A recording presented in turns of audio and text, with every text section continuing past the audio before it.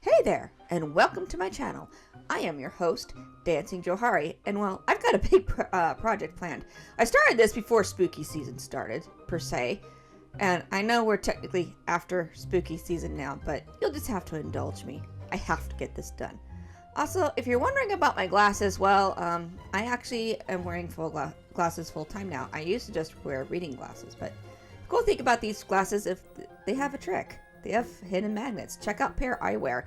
No, they didn't sponsor this video. I just really like my new glasses. To the inspiration! As you can see, I really have been enjoying Resident Evil Village, actually, since I started playing it. My husband bought it for me back in 2020, but I sat on it for over a year before I actually started playing it. The first thing I noticed when I came to Lady D's place was huge castle. You're locked inside straight away. And you have 3 daughters to contend with, but they're not in this video, per se. And you wander around a little bit. You've already seen Lady D once at this point at the meeting of the 4 lords. And now, let's meet her lovely daughters. Just be aware, they're going to be ultra too friendly here.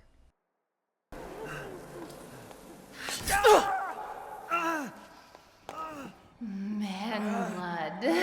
And well, now we get to go officially meet their mom. Mother, I bring you fresh prey.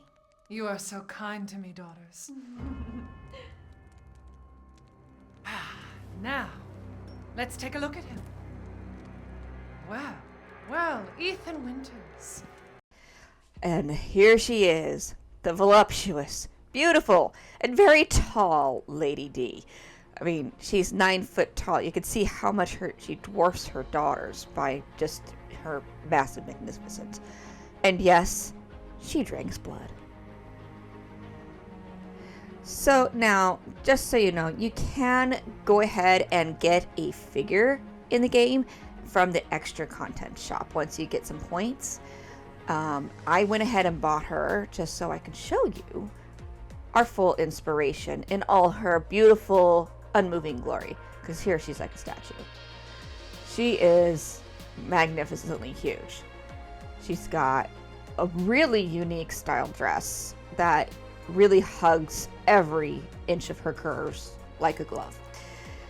She's got a beautiful necklace with her coat of arms symbol on it. She's got these beautiful black roses in her that big black hat, black gloves. For some reason her shoes weren't black. I have no idea why. But now that we've seen all this, to the workstation! Doll chosen to become our magnificent Lady D has to be a tall one. Meet Gouache, who is a beautiful 17-inch monster high doll that I got off of eBay about almost 2 years ago. Yes, I've been waiting a while to do this project. Let's just go ahead and strip her down to the bare basics, which is to nothing. She's in great condition. That's the good news. But I want to go ahead and remove her hands. Her hands are going to need to have those globs of goo removed, and her head is ultra hard, so a reroute is not going to be possible for this one. I would break every needle I had and then some if I did. She's got that sway back too, but first things first, if you're a longtime viewer of my channel, or of any doll customization channel, you know the first steps, right? Off with their hair. Well, most of the time. Sometimes some doll customers manage to save the hair. In this case, it's not dark. Now, she's got globs on her ears, she's got globs in various other places, and that head, I was trying to cut into it. it's ultra hard. So I just concentrated at first on removing the bits of glue from her hands. Because she is such a big doll, they added an extra joint to her, which is great, but that sway back is killing me. And I'm not planning on having Alcina do a bunch of different poses. After I get the globs of goo that apparently she's like a goo monster or something, I went ahead and took it off her ears too. I attempted to shave off some more of the hair, but nope. But I used 100% acetone, and look at that. The relationship I found most intriguing was that of Viper and her mother Dominica. That actually looks really good. That first I was ready to practically come off, and the second half of it came off in the first soak, but you know. I just kept working at it until I got everything off. 100% acetone I get from Sally's Beauty, but you know, you can also use nail polish with acetone in it too, but I just prefer to use 100% acetone. It's just the easiest way to get it off because it really does cut through all that factory paint. Next, for some reason, I took my nail Dremel instead of going downstairs to get my other Dremel. I think it's because I felt I would have more control, but this sucker kept turning off on me a lot. So, regardless, I ended up sanding off all of those bits of glue first with the Dremel, and then I had to smooth everything out. Next, I added a bit of aluminum foil or aluminium foil. Foil, however you call it, it's foil to her back. And we're going to use that to help fill in her sway back a bit, so I don't have to use as much epoxy and she won't be as heavy. That was the theory, but I mean, it did help quite a bit. So I got that on, mixed it 150-50. Yes, I know I was out of gloves at this point. I did get more later, but not when I was doing this, unfortunately. I went ahead and froze this joint because I don't want it moving around a lot. And here it is after a bunch of smoothing out and a lot of curing, but there's more to do. I did smooth in some of the spots on her arms where the goo was, but now I want to fill in her stomach a little bit because she's got a very full figure, and this figure just was not very full at first, so let's fill it in. Then I filled in and smoothed out places on her thighs, calves, and I added a bit more to her butt and her hips. Why? Because she's the first thing that the merchant says about Lady D is those curves. Yes. Now this is Lady D without her hat. I just wanted to show this also before the nose. I for some reason decided to try to give her the nose. It later broke off and I just discarded it. I just said no, forget it. I'm not redoing it. It's not really doing it for me anyway. It's not necessary. Sometimes it's not necessary to have every little detail correct. I did get this pattern off of Etsy. It's a cosplayer's version of Lady D's dress. It needs some better directions. However, I will include the link to it in case you want to make it for yourself or for your doll. I just scaled it down, and I did scale it down a little bit more, and I made this little white dress that, I don't know, there's just something, I think I messed up here. So gauche. What do we care for bread and circuses? I guess that's Lady D's way of saying, get on with it. Yes, Lady D. So I broke out the gesso paint and a makeup sponge, started loading it up, and started slowly priming my doll. This is her after about 2 coats. Maybe I did 3. I forget. Once I was satisfied with the primer coats, I went ahead and broke out the Citadel paint. Less the color below. I don't remember exactly what it is off the top of my head. And I layered it up until I was satisfied. During this time, before I did that, I did heat up her head, cut through the hairline, and removed all of her hair. I then primed her head with black and painted her gloves and her shoes with black as well. This is a Vallejo color. I believe it's glossy black. It's for their from their models line. I love it. This is great stuff, and it adheres so well. And that's her shoes. And then I decided to make her an extra hand with claws. They're not quite as magnificent as hers, but well, what is these days? Like I'd let you get away. You'll be sliced to ribbons. As you can see, she does use them really well, so I did my best to make them as long as possible because they are supposed to be really long blades when she grows them out like that. I did use wire and acrygel to get that effect. Now it's time for the face up. So first, after everything was nice and painted, I put I took it and sprayed it with 2 coats of Mr. Super Clear Matte Varnish, UV cut matte varnish. And well, I just started working on her face. First, I kind of blocked in the eyebrows with a little bit of shading, and then I used a light pencil in like a beige or a tan or a light yellow, just to start marking in where her irises are. The good thing about this is I don't have to paint the eye whites this time around. I added a little bit of red to the corners. I also added a tear line. Not that I think I showed that in this video. So a lot of the angle I used, I will apologize right now. It was a bad angle, just all the way around. But she didn't fit in my usual little box. I use a special box that's made for recording from above, and she just didn't fit in it, and I didn't want to mess her up, so I just kind of winged it, and well, just try to enjoy what footage you do see. I added lines to her eyes. I went ahead and did her eyeliner.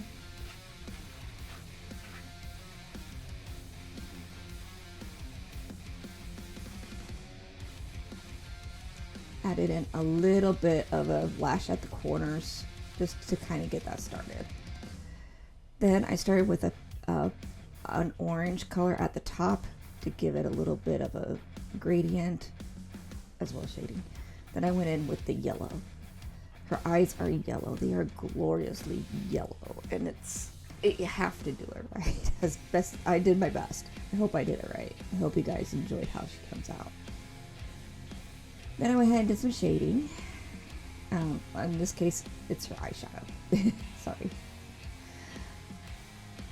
One of the things I love about Lady D is she's a strong woman. She isn't the kind that wants a man except to eat him.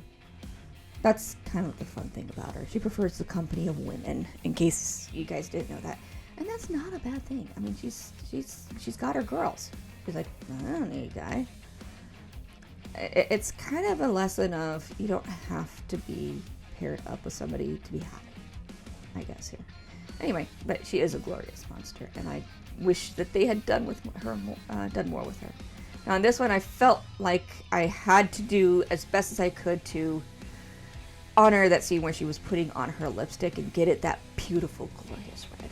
I mean, it's one of the few bits of contrast about her entire character. That's right there, you know. She's pale, her dress is pale, those lips have to look good.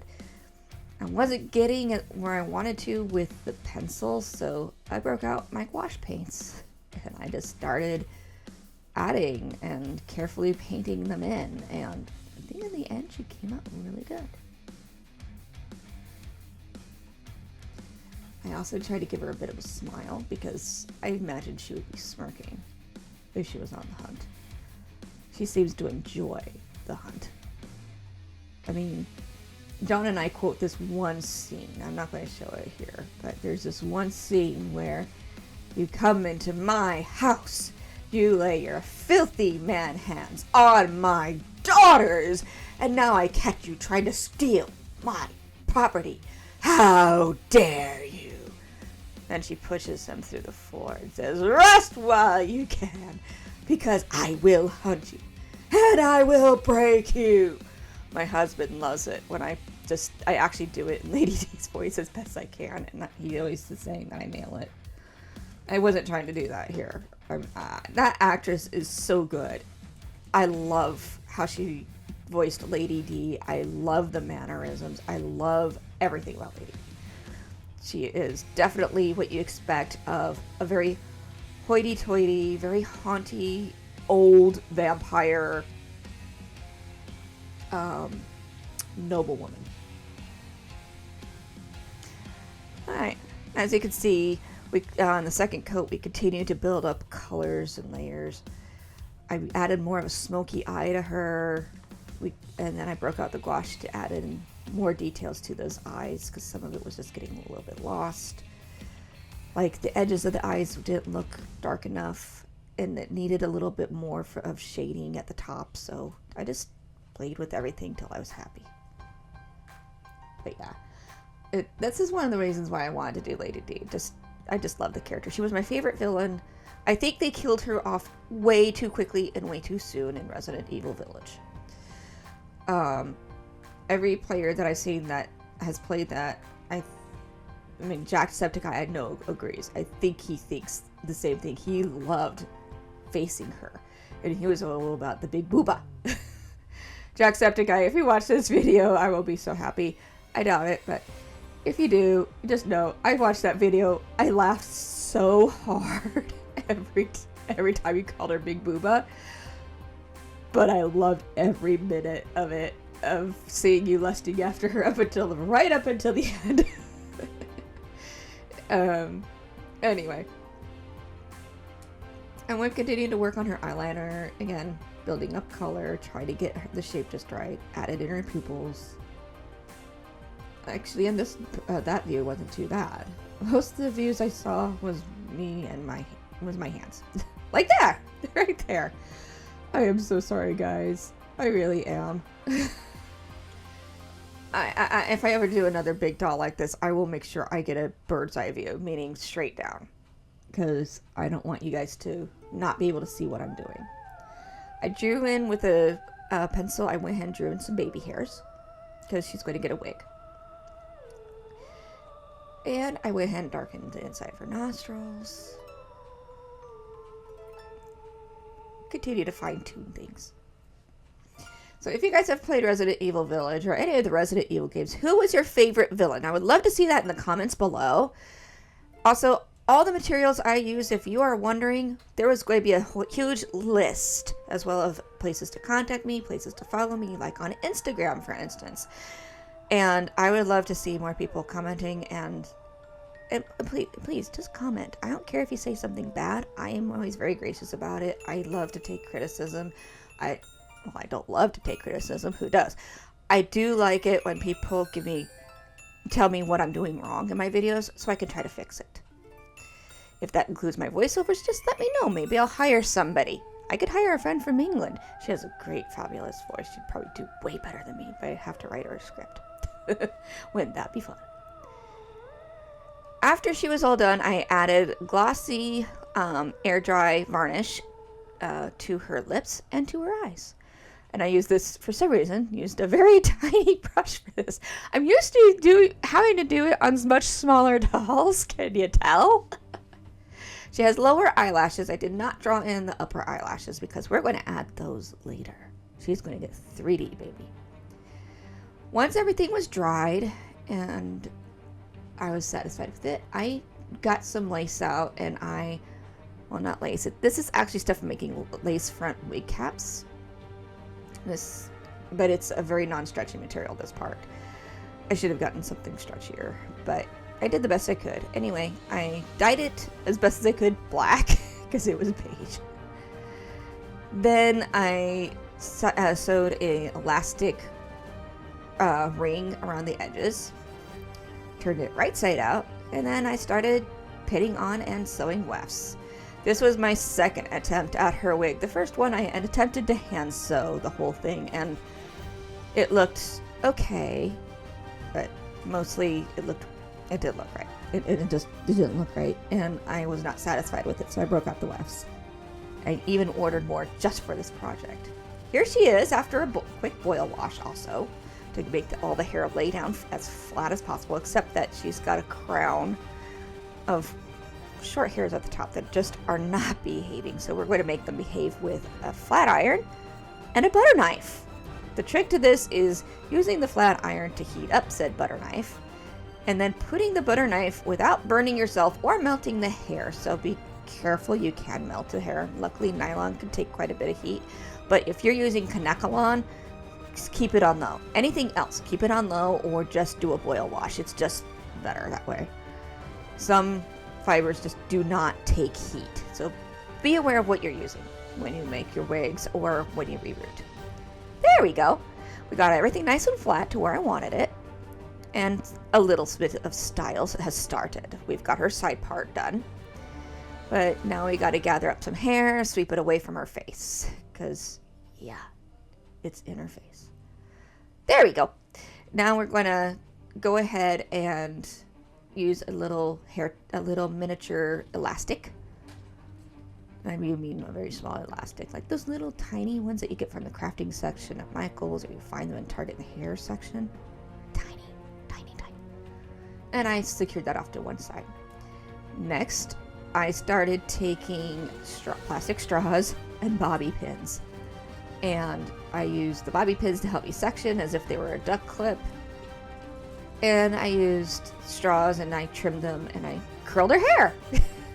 After a nice good boil wash and dipping and washing it again and running it under cold water, I let it sit and dry overnight. Then I took everything back out. I did leave the hair a little bit too long when I curled it, but I wanted extra length because I knew that I was going to be doing the trim at the end.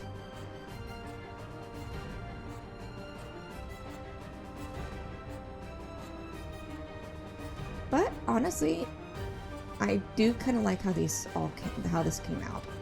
In retrospect, I should have just taken a little bit off the ends where it didn't curl and just kept the rest of the curls. It would have looked better, I think. But it still looks good. I did also use a lot of hairspray on this. It's kind of hard to get curls to fully set and stay. Yeah, as you can see, I went a little too short, but it's okay. It's fine. It's fine. This is fine. It is fine, right? It looks like Lady D still. She does have a bob. But I think I went a little too short on my bob. Oops. Afterwards, I went downstairs and a day or two later, and I found this beautiful red fabric. I was struggling with the white fabric. I didn't want to try again with white fabric. It just wasn't enough contrast. So using the same pattern I used before for the white dress, but with a couple little tweaks to it, I went ahead and cut it, I pinned it, and I used my sewing machine to sew it. I'm not going to put you through a long process of that, but I do have more footage. If you want to see it, I will take you through all that. The red dress really pops, and I love it. I loved it much better than the white dress. Now it's time to make her hat. I did a couple different test runs with other materials, but this is what I decided on. I put a plastic cap, a bit of plastic over her head, and then I took some worbla and a heat gun. And I used this to make the cap of her hat. Once it was all nice and gooey and everything, I smoothed it down and shaped it as best I could. And then I let it sit and completely cool. Then I took scissors once it was cool enough, completely cool. I took the scissors and I trimmed it into the into the hat cap. She does have that beautiful, gloriously big hat. You gotta make it. Next, after it's all nice and shaped and trimmed, I went ahead and took some Mod Podge matte varnish or glue. Covered everything, let it dry. That's my primer, essentially, for worbla. And then I took the same black paint and I painted it. Later on, I realized that the black paint did not dry as shiny on the EVA foam that I'm using here. So when you see me painting it with the glossy black, just know I ended up repainting the whole hat later in matte. But that's okay. Okay, this is a test of the brim, just to make sure that it would fit and stay, and looked pretty good. Then I went around the circumference of the inside, which is smaller than the brim or the cap for the hat. I put some little notches in it and used that to glue it to the cap. And then I painted it. Here's me painting it. The glue I used was Uhu glue, if you're wondering. It just seems to work for a lot of different materials. Afterwards, I put a nice shiny bit of fabric around the base of the of the cap to finish off the hat. And she's got some flowers on her dress. So I took these little, I want to say they're felt, but I don't know what they're made of. They're soft, so they're a clothy, felty type material. Anyway, I put 3 flowers together with some leaves and painted them black. And then I did the same thing, well, not the same thing. I took 1 single flower with leaves, and I attached that to where the hat, sides of the material met on the hat. Just to give it a little extra flourish. I know that's not in the game, but I don't care. I'm adding it anyway. Next are her 3D lashes. I mean, if I was going completely by the game and exactly how she looked in the game, I wouldn't have done a red dress, right? But so many people do mods on this woman. They've done her in lingerie. They've done her in black, making her dress black. So I thought red. Why not red? Here's her 3D lashes. Don't they look great? I attached those with jewelry glue. And yes, now her face looks done. Next, we gotta make her necklace. So this is her coat of arms. I went ahead and, or the pendant on her necklace, and I went ahead and 3D printed this on my printer. I've got the STL pattern off of Etsy. I will include it in the link below. I'll link to it below. It's for cosplayers, so it's much bigger than this. I sized it down for my printer for my doll. In the center, I glued a gem just to make that pop. Oh, that looks so good. I love it. Next, I made her pearl necklace, and yes, I left it white. I did the best as I could to match it as best as I could, but that's hard to match. I could not find pearly beads any smaller than this. These are 4 millimeters. These were the tiniest I could get. I should have gotten some pearly looking seed beads, but I didn't. I didn't see really any that would match as well. I was trying to stick to the pearl look. I know in their necklace it's not quite all pearls, but oh well. And we had these 2 connectors and a couple jump rings. Then I glued the pendant in the center. This is going to be more of a choker than a necklace. I wanted it up a little bit higher. I didn't want to detract from her cleavage. Then I took a second pendant that I had printed, painted it, added a red gem, and here she is. Isn't she beautiful?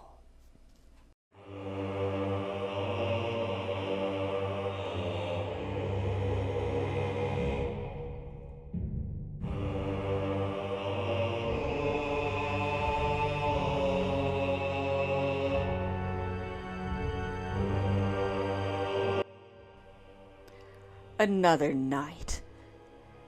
Oh. Huh? Huh? Who's there? Who is in my castle? Oh, hi. I'm so sorry. I was out trick-or-treating and, well, here. Let me get up a little higher. You're really tall. Wow. Hi. Nice to meet you. Wow. Claws. Okay. Yeah, I am sorry. I didn't know what to use for a step stool. That's not somebody that you know, is it? By the way, I found this outside. Thank you. Okay, I think I patched these up with Lady D. She says she wants to take me on a tour of her castle and meet her daughters. I think that'll be okay, right? I honestly am going to not make this lady mad. Anyway, I hope you enjoyed watching me create her. Happy Halloween! What will you create today? Bye.